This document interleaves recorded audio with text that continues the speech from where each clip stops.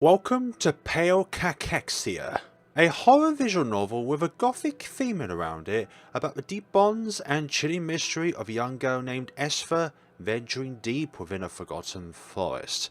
It also looks like there's another character alongside her as well. This is a really beautiful menu. Start this adventure. Oh, that was really nice. Nice visual effects there. Hello, what do we have here? Is this the main character or somebody else? Lonely. Strangely lonely. Those words surfaced in her mind as she gazed up towards the towering trees, their branches extending forever in all directions. They made her feel so small and insignificant, as trees would usually do in comparison to humans. Lonely. Again, there is no other way to describe this place. But... oh my, what's happening here? She looks very down, teary as well. Just a little while earlier she stepped out on her hired carriage, leaving the main road to explore these woods. Esther's driver had warned her that the volume was seldom visited, so emptied. If she ran out of supplies, she'd have to walk back to the road on foot and hope to flag down a stagecoach heading to the city. You can find this game down in the description below, and that forest is haunted, girl, as the stagecoach would say. Dangerous for anybody, let alone someone with the Pale Cachexia. I wouldn't head in there if I were you, and seeing as it's almost evening, I'll take you back to town for free. But she refused the driver's offer, and instead went in there alone, in the dangerous forest in the night. A light breeze brushed past Esther's cheeks. It carried the fragile scent of spring, though a lingering wintry chill still blanketed the forest, much like the UK at the moment. It's April, but it still feels like winter for us. Spring always made her symptoms worse somehow. Hay feverish. Somehow, yeah, as everything gathered its energy to bloom and flower, her lethargy only seemed to become deeper and darker. Lethargy is some form of tiredness, I'm not too sure. Let me have a little Google up on that one. Okay, similar. A lack of energy and enthusiasm. That was just the basic definition Google gave me. The more vibrant Esther's surroundings grew, the more she felt her energy draining away. Some days she barely had the strength to even move. Yikes. And yet she couldn't bring herself to hate the season, for it has a lot of beauty within it. It hardly seemed fair to be angry at the world for turning its cycles, for life continuing on around her, just like it always had. But if you moved to the equator, then there would be no seasons, because it always is permanently hot. Even now, she still remained when spring was her very favourite time of all. Esther suddenly came to a halt. Have you discovered something? Bending down, she curiously patted the forest floor, searching for whatever it was. After a moment, her fingers brushed something small and cold. A key. This would be in a more puzzle kind of scenario here. What was a key doing out here? In the middle of nowhere.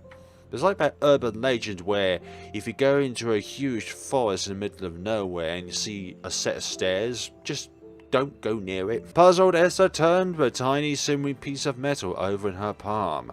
No marks. No symbols or engravings. It could have belonged to anyone or anything. After a long moment, she rose slowly back to her feet, slipping the key into her skirt pocket. Perhaps it was a good omen. Yes, a good omen to find something that you have no idea of where it came from in the middle of nowhere. Finding a cure for the cachexia. Whoa, this looks haunting. Like a almost dead forest. It reminds me of the scene in Pokemon Mystery Dungeon, Explorers of Sky, where they arrived in the future and it's just a world of darkness. As the hours passed by, all sense of time was devoured by a sea of unending trees. The forest's dreamy springtime varnish faded to a ghostly gloom. The cheerful birdsong replaced by rustling crickets and distant ominous howls. And something hit you? Or something caused you to be in pain? A painful sting suddenly shot across Esper's arm. It yanked her out of her absent-minded wandering, back into the oppressive emptiness of the forest. After a moment she realised she walked too close to the brambles. Oh dear. Warm droplets oozed down her wrist, an uncomfortable reminder to always watch her step. Obviously, when you're trundling around in the middle of nowhere, you should do that. As Esther gazed down at the small welling beads of blood on her flesh, her surprise began to shift into a sense of gnawing doubt, because gnawing has a G in it when you say it. Perhaps she really had gone too far. You wouldn't think that from wandering into a forest where you were pre-warned about the dangers of going here at night. This game has beautiful aesthetics. Is there really anything or anyone within these woods? She should have stumbled across it by now. Made from empty hope, spinning more empty hope in a vicious cycle of a lot of empty hope, but they keep being trundled around in the same cycle. Was all of this nothing but a dead end? Had her whole journey been pointless? Would she have to tell them she'd failed? Whom are they going to ask? Idiot. Esther muttered aloud, struck by a sudden sense of self-loathing. Keep reading ahead of the sentences. Those harsh thoughts could be dealt with later, but she couldn't keep stumbling through the darkness so pointlessly. Failure or not, it didn't change where she was now. She had a flint and tinder in her satchel, along with a little water and rations. If she gathered some loose branches, at least she could make a fire to keep warm. It wasn't the first night Esther had spent alone in the middle of nowhere, and it surely wouldn't be the last. Slowly, cautiously, she crept through the thick underbrush. The moon's faint glow offered enough light for Esther to find a few branches long and dense enough for a campfire. But every time she crouched down to forage, her fingers searching through the cold, damp earth, it felt like someone was breathing right behind her ear. But was there anybody there to begin with, or is it just your imaginations playing tricks on you? Esther shook off the ghostly sensation with a deep shudder. It was just the old rumours she'd heard. They were finally getting under her skin. Foolish tales of primordial spirits. Primeval spirits? I hate the English dictionary sometimes. Guarding the forest, devouring the soul of anyone who ventured too deep at night. Of course, Esther never gave any credence to these stories. Those stories. Nor would anybody with common sense, for that matter. Because who would believe such a fantastical story? Fantasy story. Ghosts simply didn't exist. Never will do. Still, the sooner she had a fire, the better. Because ghosts don't like fire. Or light, for that matter, really. It's not the fire that they don't like, but it's the light that they admit that they don't like. Purple venom-induced trees. At last, Esther spotted a clearing just beyond the trees. With her a bundle of sharp branches cradled in her arms, she hurried out in the open, anxious to finally set up camp. But as she stepped into the glade, and the shadows gave way to shapes... Shapes, huh? How dare they be shapes? She froze. It looks like the rumours about the ghosts were true. Oh, house. In the middle of nowhere. It's not haunted, is it? There, right in front of her eyes. It is a beautifully aged house rose amidst the darkness. It stood like an elusive mirage in the distance. Too perfect and out of place to be true. Was it an illusion? Or by some miracle? Had she actually found the apothecary's estate? Apothecary, huh? But surely the place was abandoned. It gave off an atmosphere far too lonely and desolate to be inhabited. But that is usually an illusion and a mirage in itself. Just because it looks lonely from the outside does not mean that it's lonely on the inside. Esther could barely discern any of its features, so thick were the shadows that shrouded the house's mountainous shape. A thick, swirling mist consumed the earth around its foundation, seeping across the ground like some poisonous cloud searching for intruders.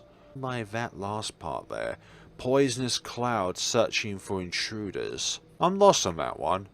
Like its very presence was waiting to reject her. This had to be it. A place that had evaded all maps, and yet she simply stumbled upon it. Something about the idea made a sense of deep apprehension crawl down her spine. Ghosts. Terrible ghosts around here, in a trance between fear and fascination. She found herself moving across the clearing towards the manor entrance.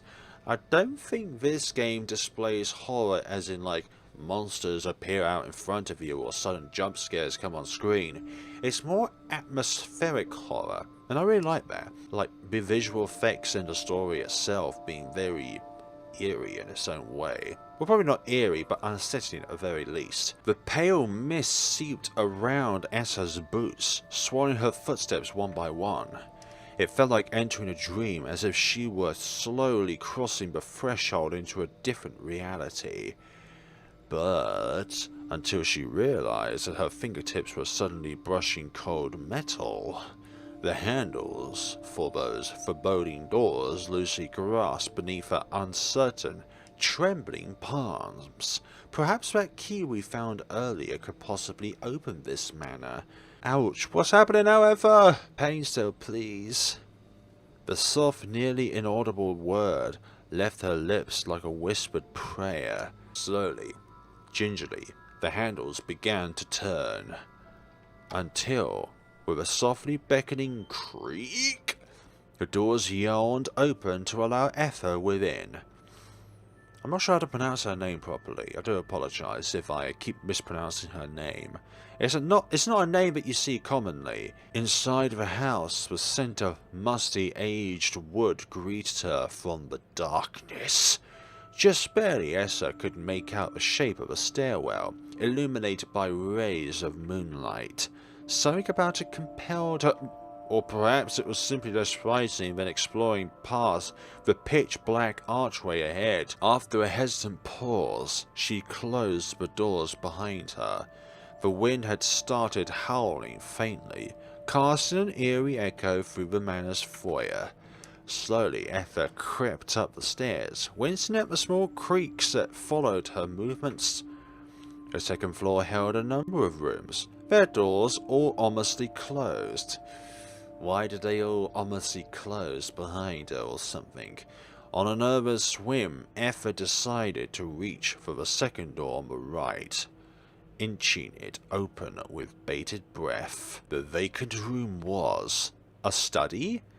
But all the stuff looks recently used because of a lack of dust on the study worktop. As her eyes drifted around the dark space in the confines of this time and space continuum, she could see rows of shelves stuffed with books, a cluttered desk, tables full of dusty alchemy equipment. We're in a fantasy world of some sort. Well, if there's ghosts here, then surely there would be other stuff like alchemy. A study? Esther's heart leaped in her chest, but alchemy could also be the cure to her Cachexia, which is a disease or symptom, I would believe, relating to weight loss, sudden weight loss, including muscle loss, which is, I think, the worst one out of either body fat or muscles. Even though the Apothecary is no longer here, what if they'd left some of their research behind? With the light of day, she could comb through these books and papers. Surely there had to be something of use in them. But where did she hear about these rumours from in the first place? What you don't see within a game is just as powerful and impactful to the game's story as the scenes that you see within a game itself. The stuff in between. The stuff beforehand. The only way that there could be no past is if the future, or the future itself, is only inevitable, by having the entire universe itself collapse and then re-begin. She had finally found a glimmer of hope to cling on to. Holding her arm again, allowing herself a heavy sigh of relief, Esther closed the door behind her and stepped towards the small cot nearby. Cold as it was, at least she'd have a roof over her head and a bed to spend the night on. But then if you wake up in the morning, your surroundings are no longer outside of which you are familiar with. it would be another world entirely. But, as if on cue, she felt a wave of exhaustion blanketing her mind. Maybe it was time to take her medicine and sleep. Even a few hours would be enough. Yeah, even a few hours would be time for the ghost to come in and spook you. All it takes is a creak. Somebody else here. Was that a creak? And Esther did not make that creak. Esther froze, every inch of her body suddenly petrified. Her eyes began to turn white. Creak! Creak! Creak! More creaks. Something was right outside the door. A chilling tightness gripped Esther's chest. She couldn't breathe. Every instinct in her body told her to stay utterly silent. Don't let it sense you. Don't get caught. Don't move. Don't. Oh, lightning? Or, without warning, the door burst open. She had no choice but to look and see... Hey there. Are you somebody else wandering around in this manner, or do you live here? Or do you inadvertently live here because there's nowhere else to go? Or maybe you escaped from society itself because they either didn't want you or you didn't want it. Not a monster or a ghost. Only a young girl, trembling in obvious fright. You're... me? Who are you? Her fright slowly fading. The girl stared wide-eyed at Esther, still shaking. Who are we then? If we're talking from a third-person perspective, who are we? She'd probably been expecting to see a ghost too, and they ended up scaring each other equally. Really? Who are you? I'm Esther. And you? Esther? That's your name? Yes. Esther nodded. And you're real? Yes, I am very real. Very real indeed. As real as it can be. As real as any other human being which has bones, flesh, blood, 2 lungs, a pair of eyes, hair. Okay, let's move on. This isn't a dream, is it? I wish it was.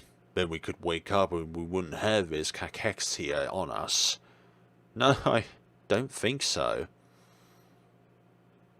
I like the wide range of emotions as well. Like, a lot of drawings have been brought out to this, because some visual novels, they have only like 1 or 2 emotions per character. But when a character has like about a huge amount of emotions, even if it's just like one version has no blush and another version has a blush, and there could be like 16 or 20 different emotions, that's a lot of work and a lot of care gone into the game. An awkward silence followed their strange conversation. Esther found herself wondering if maybe this actually was a dream after all. Really, it almost seemed too surreal to be anything else. And what about your name, then? After a long few moments, the girl's expression began to soften. She took a small, hesitant step towards Esther, then another, and another, and another one, and another one, and another one. I can't believe it. Another person came here. A real girl right in front of me. This is so exciting. And your name is? Baffled, Esther gazed down at the delighted warm face beaming up at her. My name's Sina? Believe that's how you call it? Sina? Shayna? I'm so happy to meet you, Esther. How are you so happy to meet us? You've gone from being spooked out by our presence to being so utterly delighted to see us. Have you seen a ghost within your journeys that you're just incredibly glad to see somebody who is not a ghost? For goodness sakes. I was getting a drink from the well, so I didn't see or hear you come in. You must have thought the house was empty, right? Yeah, we sure did. I'm really sorry. I don't mean to scare you, but well... Sina let out a small nervous laugh, toying with the ribbons on her dress. You're the first person I've seen in 6 years. Wow, that's at least 1 leap year. I never expected to find someone else inside the house, especially not in this room, not in the study room. But this is where all the knowledge is. Of course people will be interested in the knowledge section. That's if the person itself would be patient enough to read a book. One of the many hundreds of books in here. Hey, had Esther heard her right? Who are we speaking or thinking as? We're in a third-person perspective. Cena had been living alone here for 6 years. I mean, it's not like if it's a horror game or anything like that. Was it possible that she was the apothecary the rumors talked about? Oh, are you thinking of something? You haven't eaten yet, have you, Esther? You look so tired and hungry. Gasping softly, Cena reached out to clasp Esther's hand between her tiny palms. Super tiny. I'll light the fireplace and you can get warm while I make some supper. That sounds nice, right? Yeah, we suddenly trust a stranger to make us food. Come, let's go downstairs. Alright. You let yourself be manipulated there. Taken aback by Cena's eager offer, Esther hesitantly nod. I can say the word right if I can just say it right. Even though she wants to ask what Cena knew about the cure, her stomach rumbled noisily about the thought of a warm dinner. Any time mentioned about dinner, one becomes even more hungry, especially if it's coming from somebody else, I would imagine. It wouldn't hurt to wait until they'd eaten. Surely, they can discuss things there. They have all the time in the world. This entire manor, just between the two of them. Still holding Esther's hand, Cena led her back downstairs and into the prior. Lovely, cozy, lit prior. As soon as she stuffed some wood into the fireplace and set it alight, the darkness suddenly lifted, melting into a cozy warmth thanks to the fire's cheerful crackling. Before she really knew what was happening, Esther found herself wrapped up in a pile of blankets, sitting on the couch before the hearth. Cena seemed like a little blow of happy energy, fussing over Esther one moment, then hurrying back to the kitchen to check on her soup. Soup is always the thing that people cook in these scenarios. Clearly she was delighted to have a visitor. Esther felt a little embarrassed at a loss for how to deal with this unexpected kindness. Gotta wonder though, does Cena suspect anything? How are we? Eat it while it's warm? Well, you don't eat soup when it's cold, do you now? You can have coffee hot or cold, depending on how you brew it. But soup? Nah, you gotta have it hot. Though pizza can have hot or cold. Before long, Cena was nudging a bowl of steaming soup into Esther's hands. Although I doubt in this scenario there is such a thing called pizza. Filled to the brim with brightly coloured vegetables and dark broth, it had a delectable scent rich with herbs and spices. If I were to choose between soup and pizza, I prefer the taste of pizza, but I'd much rather go with soup. Thank you. You don't need to thank me. There's plenty more in the pot if you're still hungry. What about yourself? So don't be shy. There's also yourself as well. Oh, that reminds me I have to clean the stove before my lamp goes out. I'll be right back. What are you actually doing while you're away? Are you actually cleaning or are you up to some mischief? Is there going to be a murder coming along later on? And Esther will be the very victim itself. And then she was gone again, her light footsteps pattering over to the kitchen. As Esther gratefully ate her supper, she could see Cena's figure darting back and forth, sipping a bowl of soup with one hand while she scrubbed the stove with her other. At first, Esther found it almost impossible to believe. A small girl like Cena living by herself in the wilderness, taking care of the whole manor. Indeed, it does seem impossible, and too good to be true. And what is too good to be true is most likely the case that it's not true at all. But from the natural, what that word is, way she seemed to handle everything, it didn't take long to realize she was in her element, in her craft, where she is most confident. Most of the older girls and boys from the city wouldn't be able to last a week out here without access to any of the normal comforts they took granted for granted. and yet even while she told to beat the dwindling lamplight in the kitchen, Cena looked as contented as a buzzing bee in a field of flowers. I think she's just really happy to have a visitor here. Whew. A few minutes after Esther finished her meal, Cena wandered back into the parlour, wearing a satisfied smile. And kitchen is clean, you've eaten. I hope the fire you got nice and warm too. Oh, got you nice and warm, sorry. My bad. It did. Thank you. Again, for taking care of me. Oh, please don't worry about it, really, Esther. Actually, she gave a tiny sheepish laugh, her pale cheeks turning a slightly pink. I actually cleaned the stove yesterday, but I was so excited and nervous for meeting you that I had... Why me specifically? That I had to calm down a little bit. Goodness sakes, clean always makes me calmer. So I'm glad I have a big house like this. It always gives me lots to do. My goodness sakes, why did you even come here? Or were you always here, Cena? Are you a spirit that is constantly adrift in time and space, but you have no idea where to go until you find that special someone in which can give you comfort, and therefore the distortion of time and space for you suddenly comes to a close, and therefore it's no longer distorted and just becomes still? Me rambling, I know. Esther! I'm sure the house is glad to have you too. Oh, that is an innocent smile right there. A very honest smile. Heh! I really hope so. Beaming brightly, Cena flopped down onto the cushions beside Esther, dangling her legs over the sofa's edge. Another short, awkward pause soon. Cena fidgeted a little, staring at the fireplace intently as if she were too shy to start up a conversation again. Raised that little bit of a question if she is indeed the apothecary in which you've been looking for. After a hesitant pause, Esther decided to finally break the silence. She had to ask the question that had burned in her mind from the moment they met. Cena? Are you the apothecary that lives in these woods? Esther's words made Cena abruptly stiffen. Where did you hear about an apothecary? So you didn't directly answer it. In one of the towns nearby. People said there was a hermit living out here, an apothecary who used to live in the city.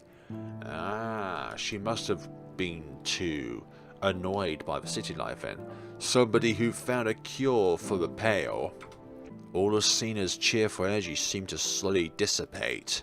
Her gaze drifted down to the floor, lingering there as if anchored by a heavy weight. There could be something involved in which Cena mucked up on accidentally, but it could have caused the life of somebody to be vanished away or something like that. Be killed accidentally because of a failed procedure in which this apothecary did. Like, there could be many possible ways in which she would be anchored down by a heavy weight, but I don't think anything could be as heavier as going up with procedures of being an apothecary but failing unintentionally. I'm sorry, Esther. The apothecary, it's not me. But why did you take so long to answer? That is what I'm wondering. It's... Cena grasped the fabric of her dress, squeezing it tightly.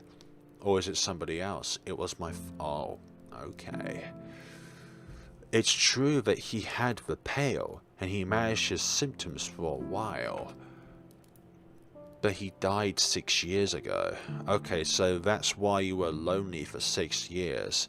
But nobody else has found this manor by then. Just like that, disappointment shattered Esther's heart. But even more acutely, she felt a sudden pang of sympathy for Cena. Is it because you've also lost someone that you love? How it must felt to lose her father so young, living all alone in this deep forest. I'm sorry. Aww. Cena gave her a small sad smile, gently shaking her head as if to reassure Esther it was alright. Indeed it is right. We wouldn't have known otherwise unless we asked something like that, either directly or indirectly that is related. But she offered no other reply, and stayed unusually silent, swallowing hard once or twice. Maybe remembering stuff about her. I'll leave tomorrow morning then. There's no reason for me to cause you any more trouble. I don't think you were causing trouble in her eyes, though. But You could still stay here. What? She stared at Sina in surprise, taken aback by the girl's sudden interjection. What can we do out here? I mean, stay here to look at Papa's research. He has a lot of papers and books in his study, and journals too. Although he told me never to look at them. Well, that makes it even more of a reason to look at them. That's like telling your child that you should not go into the medical department within the kitchen because it has paracetamol and stuff that you should not ingest. But then again, there's the stuff just underneath the sink, like bleach, that can instantly kill you. But Papa spent a lot of time working, and I know he took notes about the Pale. So if you stay and read through them, you might find something of cure, right? Her voice quivering slightly, Sina turned to gaze at Esther with a hopeful, eager smile. I mean, there's a lot of context in which is buried within this place because of all the books here, and books are a preserver of knowledge and experiences. Without those books, it feels like that bit of knowledge is no longer with us. Thank you, but what? I don't want to stay here and be a burden. You're not being a burden to Sina's eyes. Oh, Esther, you'd never be... Why are you giving us such positive enthusiasm that we wouldn't be a burden or be something that could cause you any harm? Like, honestly, you just met her, and you're putting this unrivaled amount of trust upon her. Gosh, you barely ate anything, and you're so quiet and kind. Really, why don't you stay? Personal reasons, probably. Esther gave her a hesitant look. As much as she wanted to accept Sina's kind offer, it just didn't seem right. Come on now. After all, Sina obviously worked hard to take care of this place, but Esther didn't have any way to repay her hospitality. Sometimes you don't need a way to repay, but just being there and talking to them is enough of a repayment. Well, if you're going to be very stubborn about it, you can help out with chores during the day and look over Papa's research after. As if she'd easily guessed the source of Esther's reluctance, Sina gave her a reassuring, cheerful nod. I have a lot of food and wood stored from winter still. Anyway, so it's really fine. Please don't worry about it. How'd you get the food anyways? Wood I can kind of understand because you're literally living in the woods.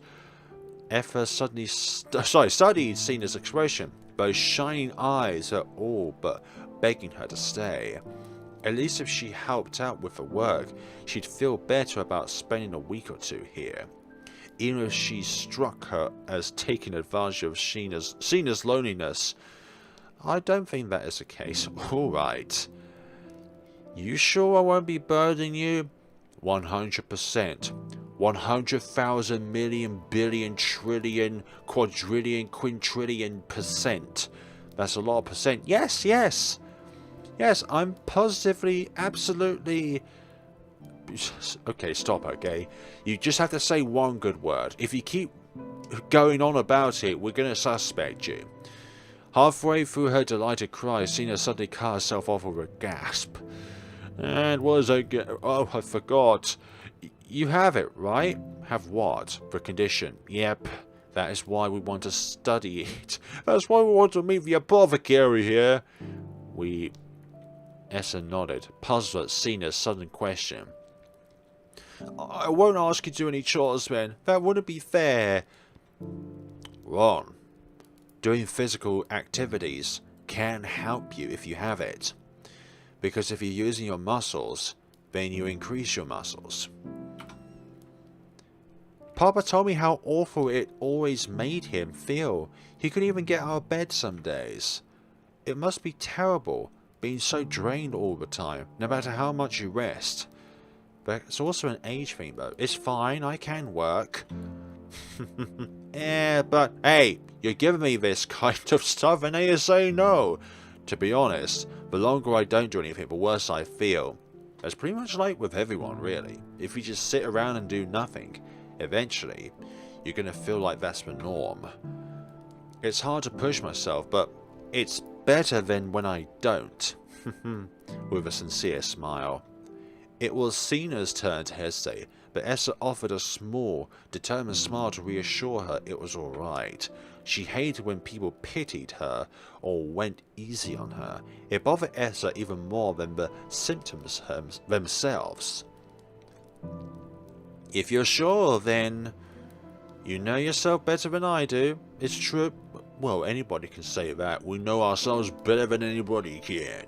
She giggled, clearly overjoyed that Esther had agreed not to leave. I think that's the #1 reason why she's smiling. She's not leaving and she found herself a friend/companion. Then it's a deal. You stay and go over Papa's research and help me out with work during the day. After a brief pause, Esther dipped her head in slight agreement. We'll start tomorrow then. I'm so excited. I can show you the well, the gardens, the stream, the cemetery. Why the cemetery? We could pick flowers and have a picnic and read by the fireplace and... goodness sakes. This is all kind of stuff that you would do romantically, for goodness sakes. Besides the cemetery part. We don't want to be visiting where the dead are on a romantic thing, unless you're some kind of masochist who would love that sort of thing. I mean, anybody can be into anything nowadays. For goodness sakes, it's 2021. Like, anything is possible. She trailed off, biting her lip with a dawning look of embarrassment. Aww. Sorry. I get a bit carried away sometimes. I've been lonely for all these years. It's alright. Well, you're probably exhausted, aren't you? Why do you sleep here by the fire? I could bring more blankets so you can have a good night's rest. I think I have enough blankets. No, you need more blankets. Esther mumbled, still cocooned in the numerous woolly sheets Cena had wrapped around her earlier. You may say that now, but you can never have too many blankets. Now that is true. It gets quite drafty in here at night. My goodness sakes. Is there a lot of holes in this house? Huddling a little deeper into the warm covers, Esther offered Cena a small, grateful smile. Well, if you need me for anything, my room is upstairs right next to Papa's office. I'm quite tired too, so I think I'll head off to sleep. With a lengthy yawn, Cena stretched her arms over her head, then hopped up to her feet. The darkness clouding her features earlier had all but vanished, and now she beamed as radiantly as the sun, full of hope and joy. Good night, Esther. Thanks. Sorry for the voice crack there. I hope you have wonderful dreams. Oh, no. Thanks for that. It's a bit suspicious. Good night, Cena. Thank you. Really. Really. She gave Esther a long, heartful smile, one that seemed wise and peaceful beyond her years somehow. Indeed, you're much more grown up than you look. Perhaps you are older than you look, though. After that last look, Cena finally turned away, her light footfalls pattering towards the stairs. It could be that Cena has the incapabilities to understand her father's work, but Esther could possibly have the capabilities to understand it. But from there, would Cena take advantage of Esther's curiosity and understanding of the research itself? Into her satchel. Before she slept, there was one thing she had to do, just like every night. You had to slowly. Esther pulled out a fine silver pocket watch, its thin hands marking the time. But when she pressed one of its buttons, the back abruptly popped open, revealing a tiny glistening syringe. Oh dear, what is this? With a practiced motion, she jabbed the needle straight into her arm, and it stung even more than usual. Red hue fills the air. As seconds passed, Esther watched her blood slowly filter up through the syringe into the watch's mechanisms. So, why does... That's very interesting. Why does she have this watch then, which is operated by her blood? That's a really weird way for a clock to function. Being functioned by blood.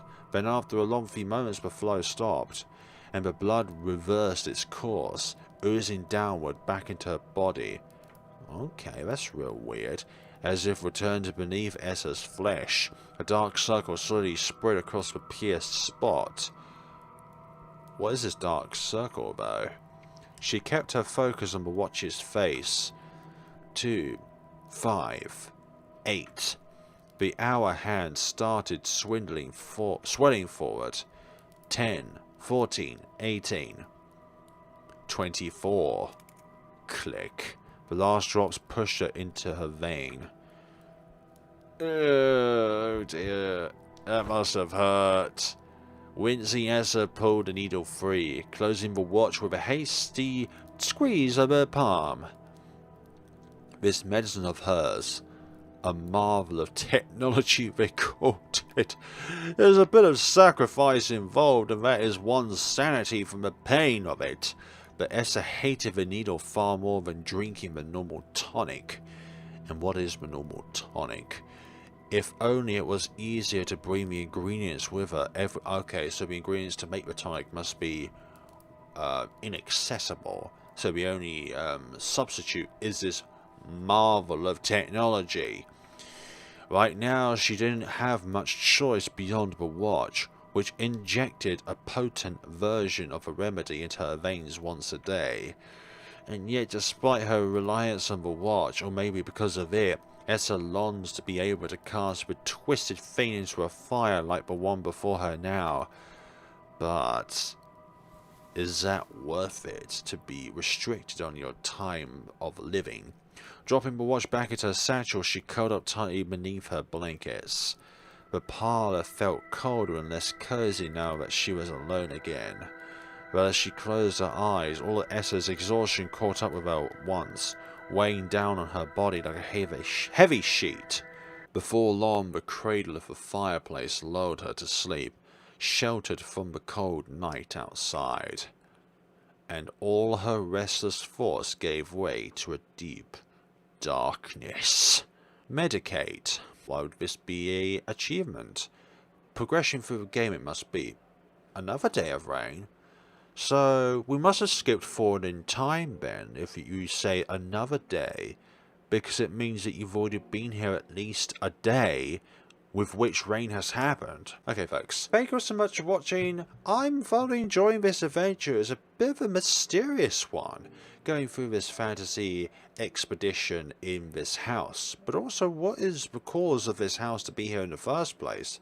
Like, if nobody else has discovered it, then surely it's something which probably only a few people could be able to see. Those with some kind of connection to the fantasy realms of what is confined in this universe. Thank you so much for watching.